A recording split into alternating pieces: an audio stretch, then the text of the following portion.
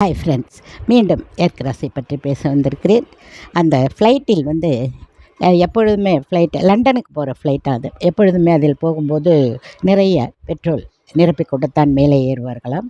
அப்படி நிறைய ஏற்றி கொண்டு தான் மேலே சென்றிருக்கிறார்கள். போன உடனே அவருக்கு விமானிக்கு தெரிஞ்சிருச்சா இந்த மாதிரி ஏதோ ப்ராப்ளம் இருக்குது அப்படின்னு. இப்போ அதை உடனே கண்ட்ரோல் ரூமுக்கு அனுப்பிச்சிருக்காங்க. ஆனாலும் அது அவங்க அங்கேருந்து ரிப்ளை பண்ணி வரத்துக்குள்ளே சாதாரணமாக இந்த மாதிரி ப்ராப்ளம் வந்ததுன்னா, அந்த எரிபொருள் எப்போவுமே ஏற்றுவாங்களாம் அந்த மாதிரி ஃபுல்லாக பெட்ரோலை. அந்த ஏற்றுறதுன்னா அதை உடனே ஏற்றினா ஆபத்து வந்துடுமா, அது வெடிச்சிருமா. அதனால் இந்த மாதிரி ப்ராப்ளம்னு தெரிஞ்ச உடனே மேலேயே ரவுண்ட் அடிப்பாங்களாம் அந்த பெட்ரோல்லாம் தீர்ற வரைக்கும். தீர்ந்ததுக்கப்புறம் கீழே இறக்குவாங்க, அந்த ஆபத்தை சரி பண்ணுவாங்க. ஆனால் இப்போ இதுக்கெல்லாம் வாய்ப்பு இல்லை. இவங்க கண்ட்ரோல் ரூமுக்கு தகவல் கிடைச்ச முன்னாடியே 5 நிமிஷத்தில் அது வெடிச்சிட்ருக்கு. அது அது இதெல்லாம் என்னன்னு சொல்கிறது, விதின்னு தான் சொல்லணும் இல்லையா? அது அந்த மாதிரி இந்த சம்பவம் நடந்திருக்கிறது. அடுத்த வீடியோவில் சந்திப்போம்.